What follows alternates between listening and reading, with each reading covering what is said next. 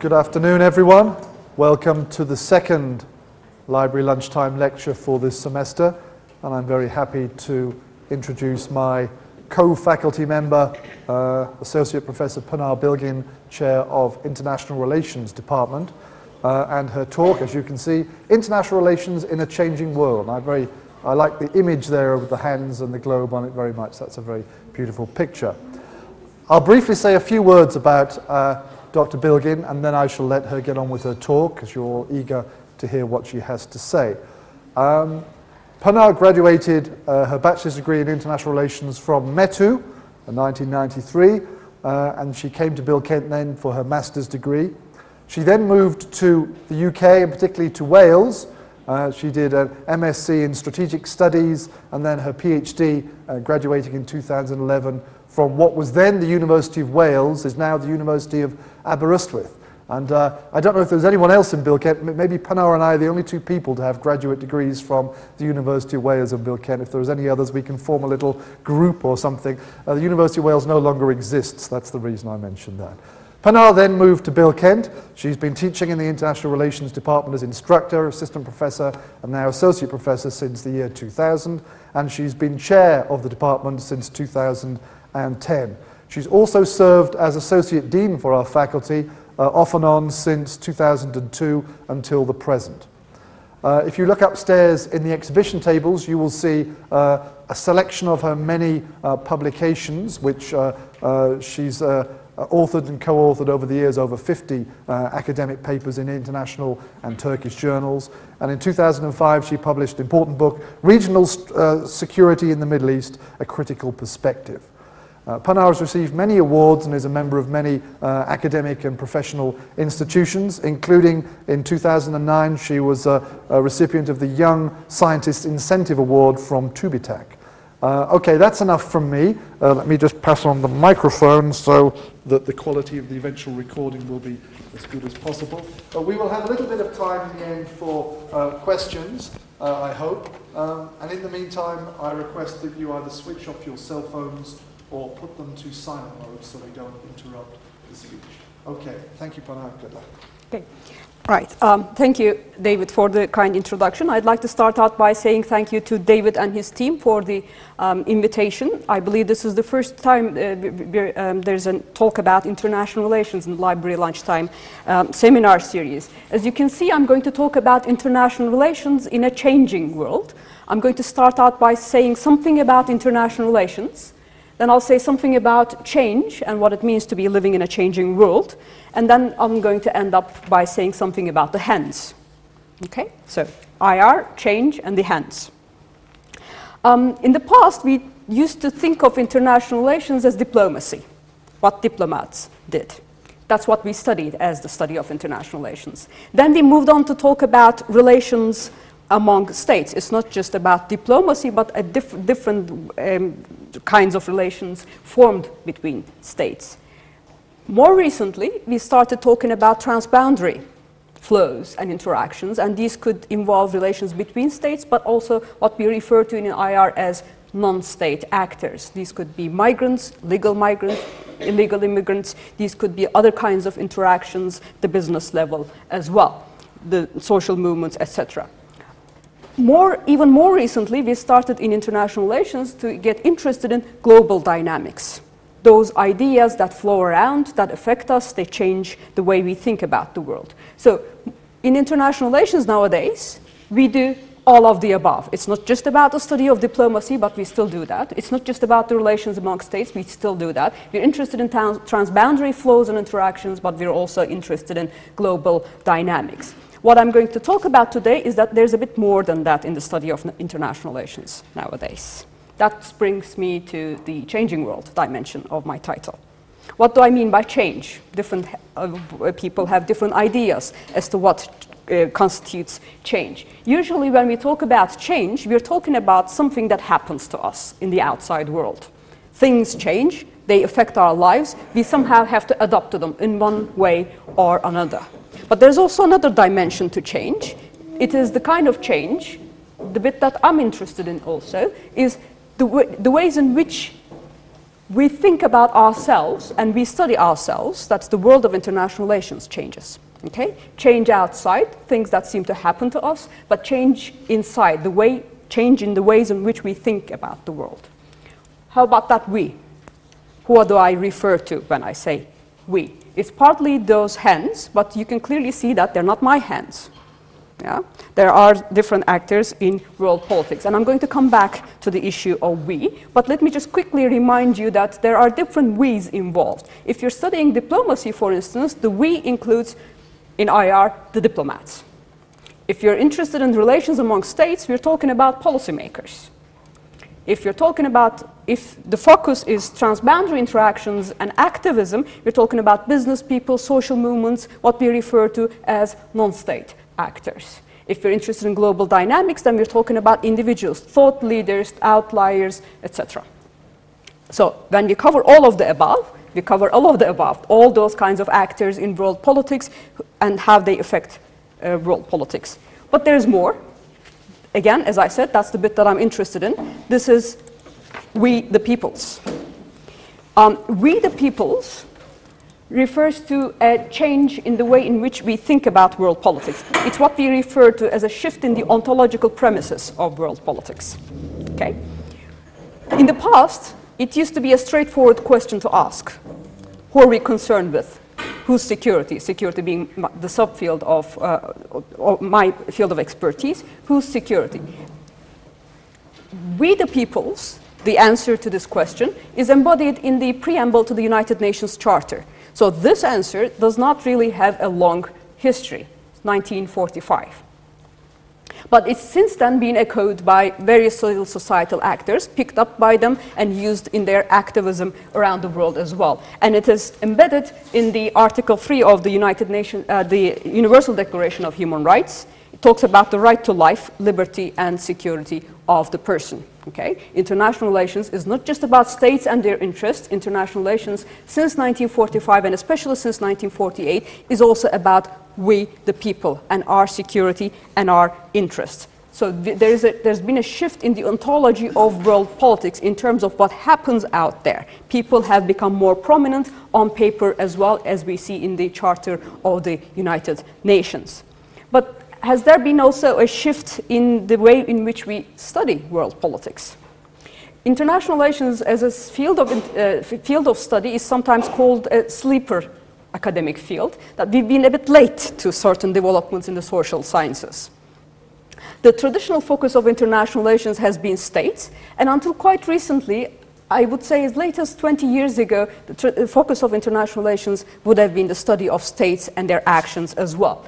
The realization of a changing world, the impact of globalization, helped us focus on individuals, social groups, as well as states. Nowadays, it is a commonplace to talk about individuals and social groups as well as states. But the bit, again, that I'm interested in involves a shift in what we call the epistemological presuppositions of international relations. Okay? The ways in which we think about the world has changed as a result of the shifts in world politics and feeding back into. There's a loop there that I'm going to talk about.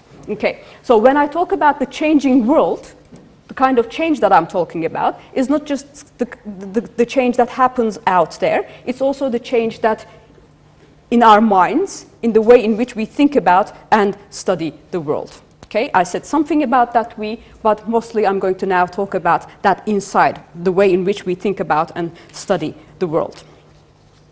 The change in how we think about the world should perhaps, we should start with another question. Does it matter how we think about the world? The world exists out there, yeah? Does it matter how we think about it? This is not an obvious question to ask. It's not an obvious question to answer. There's no straightforward answer to these questions and answers. These are big debates in the philosophy of social sciences. I'm not going to get into them here because I may not be able to get out of them that easily. So I'm not going to touch upon those bigger debates. Let me just remind you that the relationship between, I spoke about ontology and epistemology, the relationship between the two is a commonplace now, the relationship relationship between the two, that those two are interlinked, and I'm going to clarify what I mean by that relationship, and I'm going to try and do that with reference to my specific field of international relations, that is the study of security. In the field of security, the two are interlinked. As I said, epistemology and ontology are interlinked. They're interlinked in these three questions. Whose security are we interested in? Just states or others as well? What is security, after all? Is it obvious a question to ask and to answer? And to have to pursue security. As I said, as recently as 20 years ago, the answer to the first two questions were so obvious that we started with the third one. Okay? The answer to the first two questions were thought to be so obvious that we started with the third one, how to pursue security. If you look at international security texts from 20 years ago, 30 years ago, they would be talking about the ways in which this country, that country, the security of the Western world, security of the Asia-Pacific, etc., would best be pursued and maintained. Whereas nowadays, we now know that these are not those obvious questions. What we took to be obvious at the time was this question: what is security? We assumed that whatever unit that we're talking about, it could be a state, it could be a region, which I'm going to say something about in a couple of minutes' time. We assume that inside is secure. We're secure in the states or in those regions, and we were looking at threats coming from the outside. And whose security question did not necessarily get asked, because we already know inside is secure. We're trying to, it's the we inside the state or inside the region. It looked a bit like this. In that little world of ours, we assumed that security was already present there. We did not necessarily think about this aspect. Threats were coming from all directions. We were studying those threats coming from all directions because we assumed that it was the realm of insecurity existed outside of us. Yeah? These were obvious questions at the time. Let me illustrate that with reference to regional security in the Middle East. The Arab Spring is on the news nowadays, so I decided to go back to this example from my PhD days as opposed to talking about another example. I've got here a text from the eve of the First World War, a text that was published before the First World War began. It talks about the Middle East, and it says the Middle East, it talks about different parts of the world and what kind of threats exist in different parts of the world, and concludes the paragraph by saying the Middle East is secure. Okay? This is the eve of the First World War. The Middle East is colonized at the time. Yeah? The Middle East was secure. Okay? Indeed, the Middle East was secure from a certain perspective. Depending on how you look at it, Middle East was secured for the interests of those actors that were able to author those books on regional security. But if you look at other actors' interests, their concerns, Middle East was not perhaps secure. They may not actually choose to talk about their world as the Middle East, which is the bit that I'm interested in, the kind of visions of region and the relationship between visions of region and security. Securing the region vis-a-vis threats coming from the outside seemed to be the commonplace to talk about regional security at the time.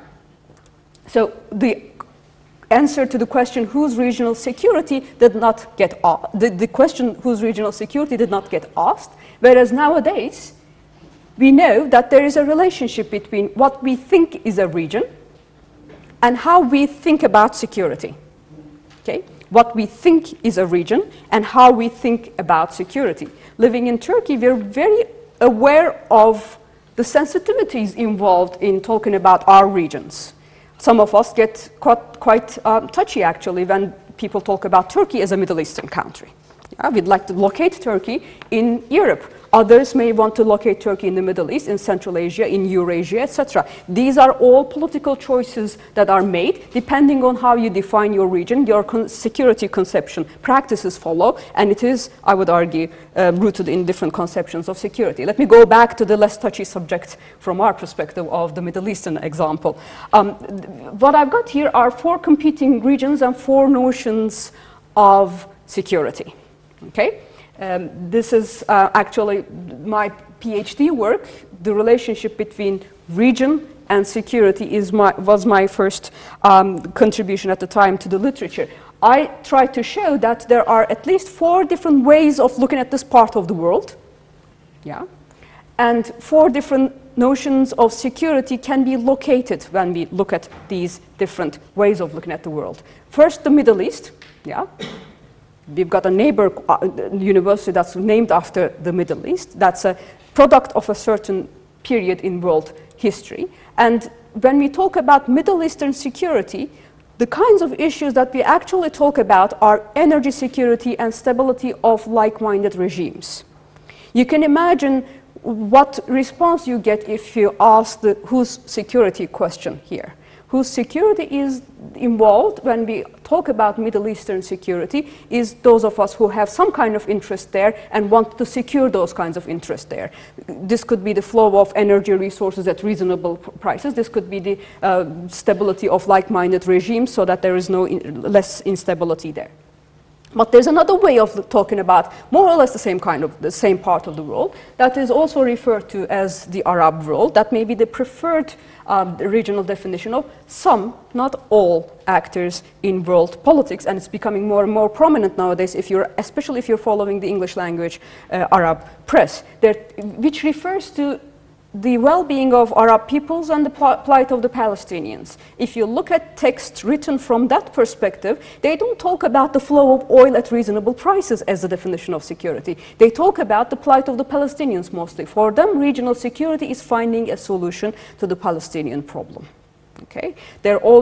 Even their own personal security concerns may actually come second to that. This is beginning to change rather recently, but especially if you looked at the literature during the 1970s and 60s, that definitely was the case. There's a third one. It's a little bit more controversial than the first two, that is talking about this part of the world and some related regions as the Muslim world. This is definitely not very well clarified, a regional definition, and it's not clear what security means vis-à-vis this regional conception, but it is something at the back of the minds of some regional actors. They keep referring to the Muslim world when they talk about their world of security, and there are clearly sensitivities that come together with this. The fourth one is a very recent one. This is from the 1990s, talking about this part of the world as the Mediterranean. It came out that that was the least touchy way of defining this part of the world during the 1990s. The main actor behind this was the European Union. They created this Euro-Mediterranean partnership in 1995 Barcelona. It's not exactly alive nowadays, but the Mediterranean, thinking about this part of the world as the Middle East and North Africa region or the Mediterranean region has caught on since then. So there's a different regional definition nowadays because it's got to do with the prominence. This is before the Euro crisis, prominence of an actor called the European Union, and its attempt to define a different region in line with its own interests. Again, energy security is there, but stability of North Africa is there because illegal immigration has to be somehow controlled. Okay? Four competing regional definitions, more or less talking about the same part of the world, and the broader definitions that come together with them give you indications as to what is security when you're coming to the issue from this perspective. Now, after this illustration, where does this leave us? Where it leaves us is that there are four different answers to each of these three questions. There are at least four different ways of answering each of these three questions. What is security? Whose security are we interested in? And how are we going to pursue security given our definitions so far? Okay. Now, this is a slide I've shown, of course, but I wanted to come back to it just to underscore the point that I'm trying to make. The way in which we think about the world, the way in which we define security, and the way in which we pursue security, these are all interlinked. Ontology of world politics, definitions of region, yeah, what we see when we look at the world, how we think about the world, what we prioritize when we define security, are not unrelated to each other. The questions of ontology and epistemology in international relations are interlinked. So I wanted to illustrate this the point more concrete. The way we think about security, the way we define security, is related to the way we search for security, and that is linked up with the question whose security we pursue. As recently as 20 years ago, the answers to all these questions were obvious, and the relationship between the three of them were not necessarily recognized. But since then, and the deciding text there is an article from a book from 1983 by Barry Buzan, an article by Ken Booth in 1991 that came out in the Review of International Studies. Since then, the study of security has never been the same, and the international relations has been going through a transformation since the mid-1980s, early 1990s. The little bit of contribution that I tried to make to the study of international relations is in the relationship between region and security. Now, the 1990s changes in the world, in the way in which we studied international relations, was about rethinking security. Yeah, but it bracketed the regional dimension. We did not question what a region is. We took it for granted that if you rethink security, it's going to change the way in which we think about regional security. What I tried to say was that we should not bracket region. We should also open that up and question how we define regions, yeah, and what we come to define as region. Where does geography come into the picture? What role does definitions, geographical definitions, play? Now, these are a bit new. This opening up of region and security may be new to international relations. It's also relatively new to the study of political geography. There's a branch of political geography called critical geopolitics that actually studies this relationship. It takes neither of the two as pre-given, takes neither of the two as timeless or unchanging. Definitions of regions may change, definitions of security may change as well. And what is interesting is to study the relationship between the two so that we'd be able to understand developments such as the Arab Spring, which I'm going to which I'm going to use as an illustration here. The Arab Spring is an interesting one because nowadays it's a major change in world politics, isn't it? The part of the world which we thought was sleeping in terms of the relationship between democracy and security has woken up, it seems. And if you look at the popular literature and also the academic literature nowadays, the way in which they explain the Arab Spring has a lot to do with the revolution in information technology. They call them the Facebook revolution, don't they? Yeah, as if, you know, if you get on Facebook, your country is somehow, your politics is somehow going to revolutionize. The revolution in information technology, Twitter, the use of Twitter, Facebook, all those kinds of technologies, Al Jazeera may have played an important role here as well. They must have contributed somehow to the making of the Arab Spring. But remember the distinction that I tried to make between change out there and change in our minds. That's the kind of change that talks about the change out there. The revolution in information technology making an impact on our lives and our lives changing as a result of that. Where there's an interesting research question, and this is a question that I haven't researched yet, those of you who are doing master's thesis may want to pick up on this research question. Where there's an interesting research question is the way in which changes in ideas have contributed to the Arab Spring. I've recently completed a research project funded by the European Commission on the effects of European security practices in the North Africa region.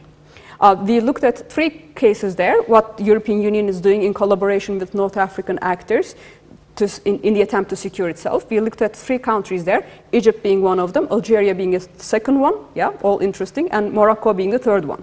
We had interviews conducted in all 3 countries. What came out of those interviews was that the way in which people thought about their own security was changing. Okay? It showed us that those affinities, thinking about their world as the Arab world, still remained important. At a time, their own regimes did not necessarily think it was being so important, statism becoming prominent among state-level actors, but people still identified with others in different parts of the world. They looked at others. So what happens in Tunisia attracts the attention of people in Egypt, people in the streets in Egypt. What happens in the streets of Egypt attracts the attention of people in Syria. There are common links there that are not necessarily so visible. Okay? The notion of Arab security becoming prominent in the minds of people once again. And people's activism changing changing direction. Again, this is something that's coming out from interviews. This was not my research question, so it's not my finding that way. I can't with confidence say that this is why the Arab Spring has happened, but there are interesting pointers there in terms of the changes in people's minds as to their agency. What is security? Is my government providing me with the kind of security that I need? European Union definitely does not care about me any longer. It used to care about me in the past, but it definitely does not seem to care about me any longer. And someone needs to do something about that. My regime doesn't do anything about that. European Union no longer seems to do anything about that. Well, who's left to act for security on my behalf? Okay, this is the data coming from our interviews. These are not, again, as I said, research conclusions. There's a research question there. That's the illustration from the Arab Spring. It's important to talk about changes out there, but it is also equally important to talk about or research into the changes in our minds as to what is security and what kind of security that we wish to achieve. It's a research question. Okay, now in the changing world, just to come back to my map of this talk, I've talked a bit about change, I've talked a bit about outside, and I've talked a bit about inside, the changes in how we think about and study the world. And I said something about that we the peoples, the revolution in the way in which we think about security, we the peoples, okay? And those hence refer to people starting to think about their own security and starting to voice their own concerns about security. But I wanted to come back to this, partly because there is a different dimension to that we. Okay? And that we refers to those of us who are students of international relations, our agency, those of us who study international relations, that we. Okay? We the IR people. What's the role of IR scholarship in this, our changing world of international relations? I think it's become somewhat obvious. Obvious is not a word that I favor, but it's become somewhat more clear that there is a relationship between change and international relations. Study of international relations has been central to change. Over the years, we have helped change our world. Not always for the better, it has to be said, if we're going to reflect back on the contributions of international relations to world politics. IR has been central to change. We helped shape our changing world, and change has been central to international relations. Perhaps not as central as we would like it to be, but our changing world has definitely shaped us. And this is, I'm not here just talking about the change that brought on by the end of the Cold War, 1989. I'm not just talking about the kind of change that were introduced by the 9/11 attacks, September 11, 2001. The kind of change that I'm talking about is more to do with globalization and us becoming more aware of the interconnectedness between ideas and actions. For a long time, we did not necessarily study those relationships. To be able to study those relationships, we needed a change in the way in which we studied international relations. That's the revolution that IR has begun to go through in the last 30 years or so, and the role of what we refer to as theoretical reflexivity. This is my more current research agenda. I use illustrations from my PhD work, but this is more current research agenda, the kind of research that I began to move into in the last few years. It talks about the relationship between what we study and the world, and the kind of impact that what we do, the kind of mark that what we do leaves on the world. Scholars as actors of world politics, scholars as a part of the world that they study. Okay? Scholars as actors in world politics is an aspect that we've studied before. But scholars as a part of the world that they themselves study is a bit new to international relations. It's not that new to the rest of the social sciences, but looking at and acknowledging the link between the epistemological and the political is a bit new to international relations. And that's the bit that interests me nowadays. Looking at ourselves as scholars of international relations, as products of our times. Yeah? And this could be Kenneth Waltz as a product of his time, the author of Man, the State and War, for those of you who are studying international relations. It could be looking at another author as a product of their times. Or we could be interested in how our products shape our times, the way in which we write about international relations shaping our times. Okay? These links are, of course, not easy to establish. Yeah? We're not talking about writing a piece of an article and it suddenly gets picked up at the Department of State or the Ministry of Foreign Affairs and suddenly the foreign policy of the whole country changes. We're not talking about that kind of change. We're talking about more gradual, more incremental kind of change, the way in which the way we think about the world changes, and that takes time, but definitely international relations as a field of study has made that kind of change on the world. As I said, not always for the better, and it is now that's the bit that I'm interested in, the study of international relations. Okay? Security studies talks about the study of security or the study of security. This latter is my area of interest, and here comes the role of what we refer to as reflexivity. Yeah?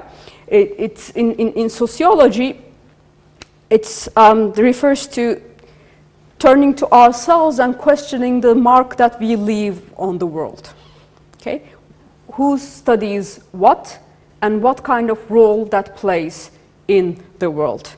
The role, what we refer to as the role played by theories and theorizing, what we study as security, what we choose to study as international relations, and the kind of impact that makes as in terms of the choices that we make. My recent area of interest is the politics of studying security in the developing world mostly. How security is defined in the developing world, the gap between our definitions and the real world in which that we live in the developing world, and why is that the case? Okay, that's my current research agenda, the politics, what we refer to as the politics of studying security. If you're interested in, I can come back to my recent findings, but otherwise I think I'd like to stop here and take a couple of questions if there is time. Yeah, we have 15 minutes or so. Okay, right. Thank you. Pınar first.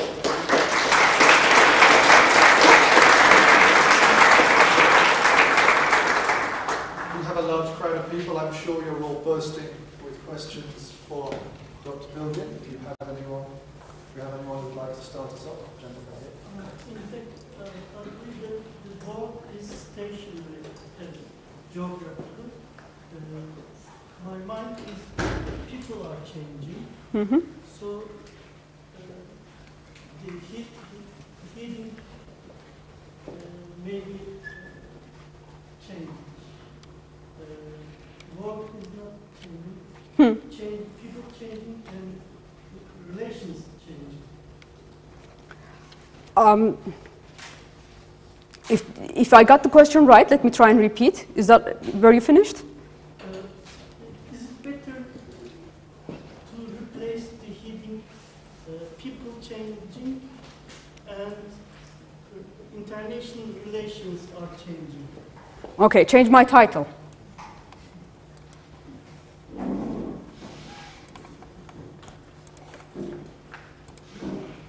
Yeah? People changing and international relations changing as a result of those change in people's minds. Yeah? That's a huge debate in the philosophy of social sciences.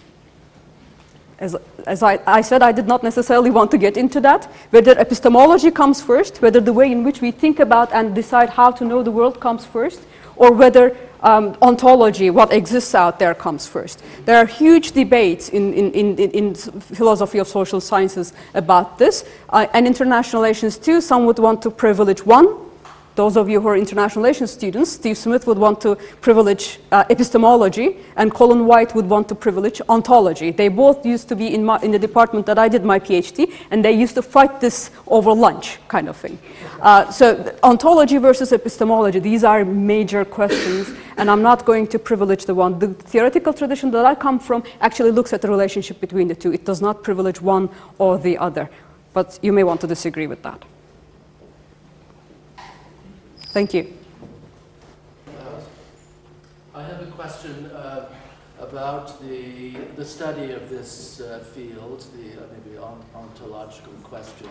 It always seemed to me that on the one hand, this could be studied as a modern history, and so it would belong in a history department. Or on the other hand, the political aspects should be in a political science department. So I've long wondered why there's a need for a separate Department of International Relations. You want to leave me without a job, is that it? No. You could go into one or the other. If they take me in, yes. If they take you in. Then I have another question too, related to this. The people that you were talking about, the diplomats, policymakers, all of this. For the most part, they're elitist people. But the one category you have transboundary studies. You are suggesting that ordinary people could be investigated as well. So I wondered, do you think that it would be good if this university had a Department of Anthropology and Sociology? Would that feed in, complement the kind of studies that you and your colleagues are doing? Okay. Those are my questions. These are academic questions that are somehow linked to university politics. It seems. I may have to be careful about it, the way in which I answer them. I'm on record in answering these questions. I'll be careful. In terms of how aspects of the study of international relations covered by modern history, it's also covered by international law as well. So you may want to send some of my colleagues to the law faculty there. So international law, international history, and political science. Yes, international relations from its origins has been an interdisciplinary field of study. Since the Second World War, but in Britain it's since the end of the First World War, they decided to bring people coming from these diverse international intellectual traditions to get together and find an answer to the question of war. The origins of the field of international relations is actually in the origins of the two world wars. In Britain, it's the First World War. The first chair of international politics was appointed at Aberystwyth. We may be the only two people who can say Aberystwyth on this campus that I definitely know. At the University of Wales, Aberystwyth. So in the attempt to find a solution to the problem of war, bring people from diverse traditions together so that they try and find a solution to this problem. More recently, anthropology actually began to come into the field of the study of international relations as well, as a result of partly what you refer to as ordinary people. But it is also possible to talk about policymakers as ordinary people, scientists as ordinary people, the kind of impact that nuclear scientists make to security as people themselves, or as scholars, or as people who are involved in top secret projects. There are a variety of levels at which these can be studied, and they would all be considered as international relations nowadays. I think I made a case for my department, hocam, didn't I?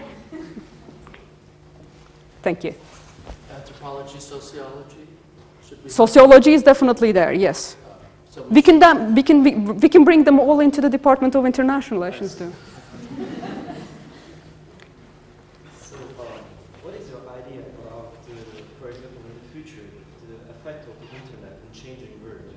So, because the security, you said, definition is it's becoming changing in the new world, because the people starts to make their second lives on the internet, and so the security, the definition of security is changing. So what is your idea in the future? What would it be? Ooh, future. That's a difficult one. Second lives on the internet, huh? That's why the Arab Spring is nowadays referred to as the Facebook revolution.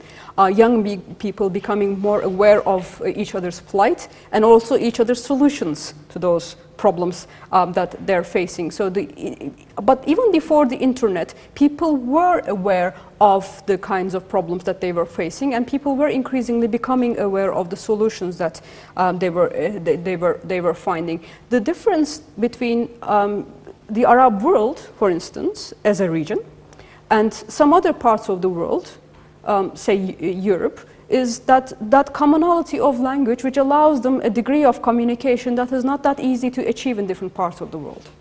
Now, commonality of language may help you solve certain problems, but it may also prevent you from solving certain problems, because others would be constantly meddling in your affairs, whereas if they don't know your language, they can't really address your people using radio, etc. So it's even before internet, information technology made an impact on our lives. Internet seems to have sped that up.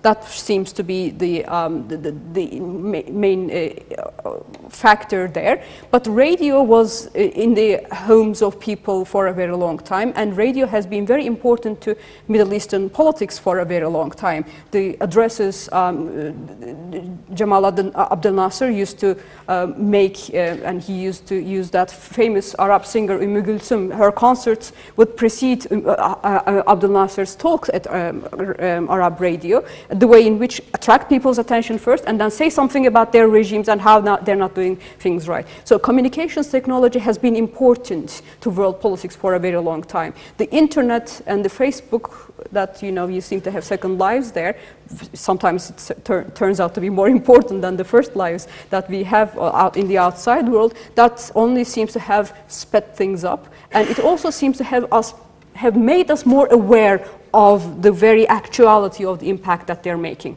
Yeah? So change is one thing. Us becoming aware of that change is something else. The duality that I pointed to in terms of change outside and change inside, perhaps what is going on nowadays is that the second bit, we're becoming more reflexive, as Anthony Giddens would like to talk about it. We're becoming more aware of the way in which we're changing and the kind of impact that we're making on the world. Thank you. Questions? Anyone else? Covered everything. Okay, well, let's show our appreciation for Dr. Bilgin.